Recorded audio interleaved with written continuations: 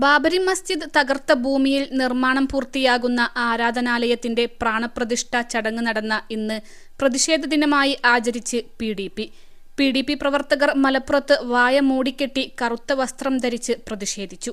PDP vice chairman Sasi പൂവഞ്ചിന പ്രതിഷേധ പരിപാടി ഉദ്ഘാടനം ചെയ്തു. രാജ്യത്തിന്റെ ജനാധിപത്യവും മതേതരത്വവും തകർത്ത് മതരാഷ്ട്രം സ്ഥാപിക്കാനുള്ള BJP സംഘപരിവാർ നീക്കങ്ങളുടെ പ്രകടമായ ഉദാഹരണമാണ് അയോധ്യയിലെ ക്ഷേത്രപ്രതിഷ്ഠയുടെ പേരിൽ നടക്കുന്ന രാഷ്ട്രീയ നീക്കങ്ങളെന്ന് ശശി പൂവഞ്ചിന അഭിപ്രായപ്പെട്ടു. വിദ്വേഷ രാഷ്ട്രീയത്തിന്റെ കറുത്ത ദിനം, BJP ലക്ഷ്യം ഹിന്ദുത്വ രാഷ്ട്രമാണ് എന്ന പ്രമേയത്തിൽ PDP ജില്ലാ കമ്മിറ്റി മലപ്പുറത്ത് സംഘടിപ്പിച്ച വായ മൂടിക്കെട്ടി പ്രതിഷേധം നടത്തിയത്. മലപ്പുറം ജില്ലാ പ്രസിഡന്റ് സലാം മുന്നിയൂർ അധ്യക്ഷത വഹിച്ചു. ബാബരി മസ്ജിദ് തകർത്ത ഭൂമിയിൽ ക്ഷേത്രപ്രതിഷ്ഠയുടെ പേരിലുള്ള രാഷ്ട്രീയ നാടകം അരങ്ങേറുന്ന രാജ്യത്ത് നിരവധി പ്രതിപക്ഷ പാർട്ടികൾ ഉണ്ടായിട്ടും PDP മാത്രമാണ് തെരുവിൽ പ്രതിഷേധിക്കുന്നത് എന്നത് പറയാനാണ് ഞാൻ ഈ സംഗമത്തിൽ സംബന്ധിക്കുന്നത് എന്ന് പ്രമുഖ എഴുത്തുകാരൻ P. സുരേന്ദ്രൻ അഭിപ്രായപ്പെട്ടു. PDP സംസ്ഥാന ജനറൽ സെക്രട്ടറി ജാഫർ അലി ദാരിമി, സംസ്ഥാന secretary TK Saleem Babu, secretariat അംഗങ്ങളായ സക്കീർ പരപ്പനങ്ങാടി, ഹുസൈൻ കാടാമ്പുഴ, മുൻ ജില്ലാ സെക്രട്ടറി പരമാനന്ദൻ മങ്കട തുടങ്ങിയവർ സംസാരിച്ചു. വൈസ് പ്രസിഡന്റുമാരായ അഷ്റഫ് പൊന്നാനി, ഹസൻകുട്ടി, അയ്യപ്പൻ, ജോയിന്റ് സെക്രട്ടറിമാരായ അബ്ദുൽ ബാരിർ ഷാദ്, നിസാം മലപ്പുറം പ്രകടനത്തിന് നേതൃത്വം നൽകി. ജില്ലാ സെക്രട്ടറി നൌഷാദ് അലി ആദവനാട് സ്വാഗതവും ജില്ലാ ട്രഷറർ ഹബീബ് കാവന്നൂർ നന്ദിയും പറഞ്ഞു. ഇന്ന് ഈ പ്രാണപ്രതിഷ്ഠ നടത്തുമ്പോൾ ഒരു ചോദ്യം നമ്മൾ ചോദിക്കണം. എങ്കിൽ സ്വയംഭൂ പ്രതിഷ്ഠ ഉണ്ടെന്ന് നിങ്ങൾ പറഞ്ഞല്ലോ, എവിടെ പോയി ആ സ്വയംഭൂ പ്രതിഷ്ഠ എന്ന് അവരോട് ചോദിക്കണം. അതോ കാണല്ലോ അവിടെ പോയത്. നിങ്ങൾ പറഞ്ഞ ആ പള്ളിയുള്ളില് ശ്രീരാമചന്ദ്രന്റെ സ്വയംഭൂ പ്രതിഷ്ഠ ഉണ്ടായിരുന്നു എന്നല്ലേ പറഞ്ഞ? അതെവിടെ? ഇപ്പോ കർണാടകത്തിലെ ശില്പിയെ കൊണ്ട് ശില്പം ഉണ്ടാക്കിയിട്ടാണ് അവിടെ കൊണ്ടുപോയിട്ട് വെക്കാൻ പോകുന്നത്. അതിന്റെ ടൂറിസ്റ്റ് കേന്ദ്രമായി മാറും. അവിടെ ഭൂമാഫികളുടെ പിടിമുറുക്കും ഒക്കെ ശരിയാണ്. പക്ഷേ ന്യൂനപക്ഷ വിഭാഗങ്ങളുടെ വേദനയും ആശങ്കയും അങ്ങനെ തന്നെ നിലനിൽക്കും എന്ന കാര്യത്തിൽ യാതൊരു തർക്കവും വേണ്ട. +2 ഡിഗ്രി കഴിഞ്ഞവർക്ക് വേൾഡ്സ് ഫസ്റ്റ് AR/VR ക്ലാസ് റൂമിലൂടെ സ്മാർട്ട് ഫോൺ എഞ്ചിനീയർ ആവാം. കൂടുതൽ അറിയാൻ വിളിക്കൂ ബ്രിഡ്കോ ആൻഡ് ബ്രിഡ്കോ. ഇത് 15-16 നൂറ്റാണ്ടുകളാണല്ലോ ഭക്തിപ്രസ്ഥാനം ശക്തി പ്രാപിക്കുന്നു. തുളസീദാസന്റെ രാമായണം ഉണ്ടാകുന്നു. ഇവിടെ ഒന്നും രാമക്ഷേത്രം പണിതിട്ടാണ്, അവിടെ രാമൻ നശിപ്പിച്ചിട്ടാണ് അവിടെ പള്ളി ഉണ്ടായത് എന്ന ഒരു കണ്ടെത്തലും ഈ ഭക്തിപ്രസ്ഥാനത്തിന്റെ രാമഭക്തരായിട്ടുള്ള മഹാകവികളുടെ കാവ്യങ്ങളിലോ ഒന്നും തന്നെ യാതൊരു തരത്തിലുള്ള സൂചനകളുമില്ല. പിന്നെ അടിസ്ഥാനപരമായി ശ്രീരാമചന്ദ്രൻ ആരാധിക്കപ്പെടുന്നുണ്ട്, ആദരിക്കപ്പെടുന്നുണ്ട്, ഒക്കെ ശരി തന്നെയാണ്. ഇതൊരു ചരിത്ര കഥാപാത്രമല്ലല്ലോ, വാൽമീകി മഹർഷിയുടെ സൃഷ്ടിയല്ലല്ലോ, വളരെ ഭാവനാത്മകമായൊരു കഥാപാത്രമല്ലോ. ശ്രീരാമചന്ദ്രൻ ജീവിച്ചിരുന്നു എന്ന് പറയപ്പെടുന്ന യുഗത്തില്,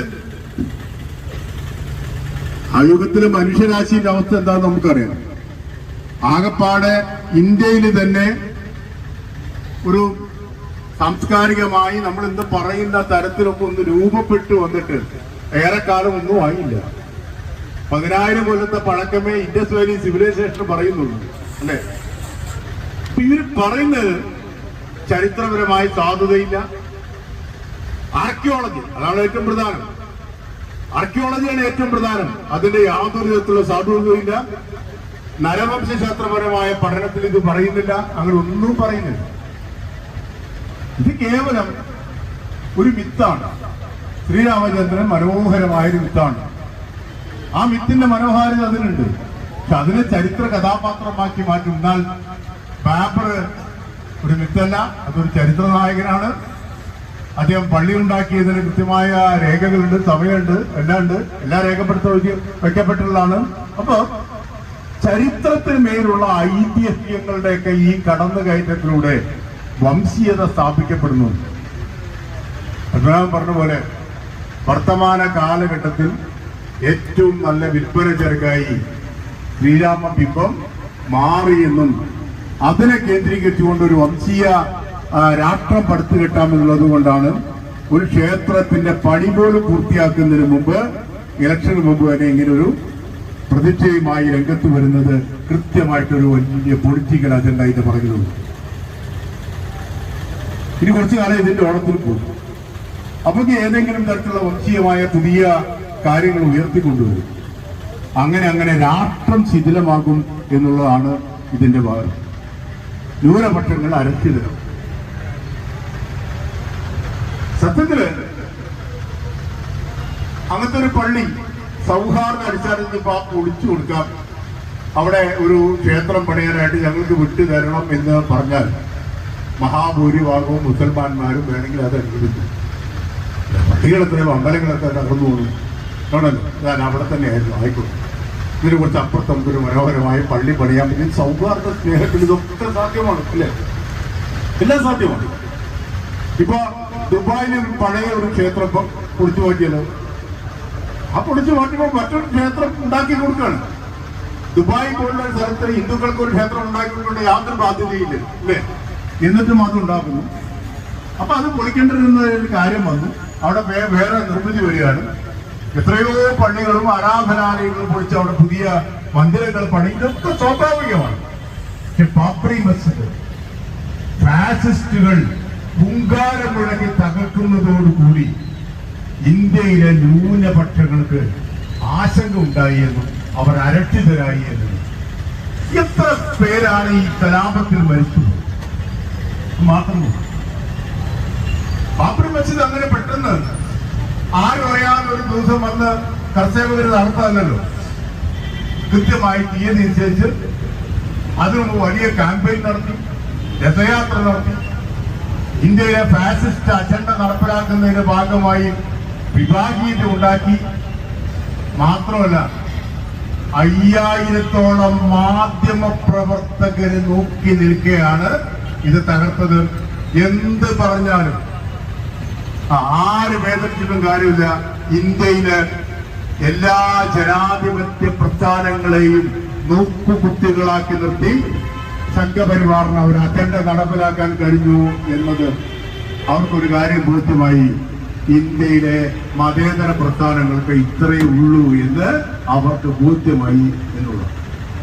അതിന്റെ പേരിലാണ് പിന്നീട് ഹുങ്കാരം മുഴക്കി അധിനിവേശം മുഴുവനും അവർ നടത്തിക്കൊണ്ട് ആ ബാബറി മസ്ജിദിന്റെ തകർച്ചയും അതിനെ ചൊല്ലി ഉണ്ടാകുന്ന ക്യാമ്പയിനുകളും വിഭാഗീയതകളും ഉപയോഗിച്ചുകൊണ്ട് അവർ അധികാരം തുടച്ചു കിട്ടാൻ പുൽവാമ പോലുള്ള സംഭവങ്ങൾ ഒരു കാരണമായി. ഇനിയിപ്പോ 2024 ഇലക്ഷനുള്ള ഏറ്റവും മികച്ച ക്യാമ്പയിൻ ആണ് ഈ രാമക്ഷേത്രവുമായി അവർ നടത്തുന്നത്. പക്ഷെ എന്നെ വേദനിപ്പിച്ചതൊന്നുമല്ല. ഞാനിപ്പോ നിങ്ങളെ പ്രവർത്തകരായ സുഹൃത്തുക്കളോട് ചില കാര്യങ്ങൾ പറഞ്ഞു. ഇന്ന് രാവിലെ മാത്രം എന്റെ ഫേസ്ബുക്കിൽ നിന്ന് ഞാൻ ബ്ലോക്ക് ചെയ്തത് 8 പേരെയാണ്. കാരണം അവരൊക്കെ ഇതേവരെ ഞാൻ കരുതിയിരുന്നത് അവരൊക്കെ മതേതരവാദികളാണ് എന്ന് ഞാൻ കരുതി. അല്ല, ഉള്ളിൽ വർഗീയ വിഷം ഏറ്റി നടക്കുന്ന ആളുകളാണ് അവരൊക്കെ. ഇന്ത്യയിലെ പല മതേതര പ്രസ്ഥാനങ്ങൾ എന്ന് പറയുന്ന പ്രസ്ഥാനങ്ങളുടെ സഹയാത്രികരായ ആളുകളുടെ പോസ്റ്റ് കണ്ട് സഹിക്കാൻ പറ്റാഞ്ഞിട്ടാണ് ഇന്ന് രാവിലെ ഞാൻ 8 പേരെ എന്റെ ഫേസ്ബുക്കിൽ നിന്ന് ബ്ലോക്ക് ചെയ്തു. മഹാഭൂരിഭാഗം എഴുത്തുകാർ, സാംസ്കാരിക നേതാക്കൾ, ചരിത്രകാരന്മാർ, ആർക്കിയോളജിസ്റ്റുകൾ ആരും ഒന്നും പറയുന്നില്ല. അപൂർവമായ ശബ്ദങ്ങൾ മാത്രമേ ഉയർന്നു വരുന്നുള്ളൂ. ഇനി ഇന്ത്യയിലെ ന്യൂനപക്ഷങ്ങളുടെ വേദനകൾക്കൊപ്പം ആശങ്കകൾക്കൊപ്പം നിൽക്കാൻ എന്നെ പോലുള്ള അപൂർവം ആളുകളെ ഉണ്ടാകൂ. ഞാൻ എന്തായാലും മരണം വരെ ഇവിടെ തന്നെ കാണും എന്ന് ഉറപ്പിച്ചു പറയണം. പക്ഷേ അങ്ങനെ ഇനി വിപുലമായി എഴുത്തുകാരുടെയോ കലാകാരന്മാരുടെയോ ചരിത്രകാരന്മാരുടെയോ ഒന്നും തന്നെ പിന്തുണ എന്റെ സുഹൃത്തുക്കൾ പ്രതീക്ഷിക്കരുത്. നമ്മള് പല രീതിയിൽ ഒറ്റപ്പെട്ടു പോവുകയാണ്. ആവട്ടെ, ഒറ്റപ്പെട്ട ശബ്ദങ്ങളാണ് ചരിത്രം മാറ്റി എഴുതിയിട്ടുള്ളത്, തിരുത്തിയിട്ടുള്ളത് എന്ന സത്യം കൂടി നമ്മൾ മനസ്സിലാക്കുക. ആ ഒറ്റപ്പെട്ട ശബ്ദം, ഞാൻ ബാബറി മസ്ജിദിന്റെ വിഷയത്തിൽ ഒന്നും പറയുന്നില്ല. എന്റെ നിലപാടുകൾക്ക് അറിയാം. കഴിഞ്ഞ കുറച്ച് ദിവസങ്ങളായി ഈ വിഷയത്തിൽ ഞാൻ നടത്തിയ ഒരു പ്രതികരണം ഒരു വീഡിയോ ക്ലിപ്പായി വളരെ വ്യാപകമായി വന്നുകൊണ്ടിരിക്കുകയാണ്. നിങ്ങൾ അതൊക്കെ കണ്ടിട്ടുണ്ടാവും. പിന്നെ എനിക്കും അതിൻ്റെതായ പ്രശ്നങ്ങളൊക്കെ ഉണ്ട്, ചെറിയ ഭീഷണികളൊക്കെ എനിക്കും ഉണ്ട്. പക്ഷെ അതൊന്നും ഞാൻ അതിനെക്കുറിച്ചൊന്നും ആലോചിക്കില്ല. കാരണം ഞാൻ പോരാട്ടത്തിനിറങ്ങുമ്പോൾ, പ്രത്യേകിച്ചും പൗരത്വ ഭേദഗതി വിഷയത്തിൽ നൂറുകണക്കിന് യോഗങ്ങളിൽ ഞാൻ സംബന്ധിക്കുമ്പോൾ, പോരാട്ടത്തിനിറങ്ങുമ്പോൾ ഞാൻ ആദ്യം എൻ്റെ ഉള്ളിൽ നിന്ന് ഞാൻ മാച്ചു കളഞ്ഞത് പേടിയാണ്. മരണത്തെക്കുറിച്ചുള്ള പേടിയാണ് ഞാൻ എടുത്തു കളഞ്ഞത്. ഞാൻ പോരാടിക്കൊണ്ടിരിക്കുകയാണ്. പിന്നെ എല്ലാ ഐക്യദാർഢ്യം പ്രഖ്യാപിക്കുകയാണ്. പിന്നെ ഇവിടെ വന്ന പ്രവർത്തകരോട് എനിക്ക് ചെറിയൊരു റിക്വസ്റ്റ് ഉണ്ട് വ്യക്തിപരമായി. അതെൻ്റെ ഒരു പുസ്തകത്തെ സംബന്ധിച്ചാണ്. ഇന്ന് മിനിയാന്നായിരുന്നു അരിയങ്കുന്നത്തിൻ്റെ ആണ്ട് അല്ലെ, അദ്ദേഹം വെടിയേറ്റ് മരിച്ചതിൻ്റെ ഓർമ്മ നമ്മൾ മിനിയാന്നാണ് ആ ഓർമ്മ നമ്മൾ പങ്കിട്ടത്. അത് ഇതേ മണ്ണിൽ വെച്ചാണ് നടക്കുന്നത്. ഇവിടെയാണ് നമ്മൾ ഒത്തുകൂടുന്നത്. ഞാൻ 1921 മലബാർ സ്വാതന്ത്ര്യ സമരത്തിന്റെ ഒരു നൂറ്റാണ്ട് പിന്നിടുന്ന ഘട്ടത്തിൽ ഒരു യാത്ര നടത്തിയിരുന്നു. ആ യാത്ര ഒരു വലിയ പുസ്തകമായി ഞാൻ ചെയ്തിട്ടുണ്ട്. അത് പിന്നെ എൻ്റെ ജന്മഗ്രാമം തൊട്ട് അലവാൻ വരെ നടത്തിയ ഒരു യാത്രയാണ്. എൻ്റെ സാമ്പത്തിക ശേഷിയുള്ള വളരെ പ്രയാസപ്പെട്ടാണ് പുസ്തകം ചെയ്തത്. അതിൻ്റെ പ്രസാദകരോട് വാങ്ങുന്നത് അവരത് വാങ്ങി സഹായിക്കണം. എക്കാലത്തും നിങ്ങൾക്ക് എൻ്റെ ഈ പിന്തുണ ഉണ്ടാകും എന്ന് മാത്രം പറഞ്ഞുകൊണ്ട് ഈ യോഗത്തിൽ ഒരിക്കൽ കൂടി അഭിവാദ്യങ്ങൾ നടന്നുകൊണ്ട് നിർത്തുന്നു. നന്ദി, നമസ്കാരം. 21 ലക്ഷത്തോളം സന്തുഷ്ടരായ ഉപഭോക്താക്കളും 2 ലക്ഷത്തോളം തിമിര ശസ്ത്രക്രിയകളും പൂർത്തിയാക്കിയ മലബാറിലെ ഏക കണ്ണാശുപത്രി Al Salama eye hospital, hospital road, Perinthalmanna.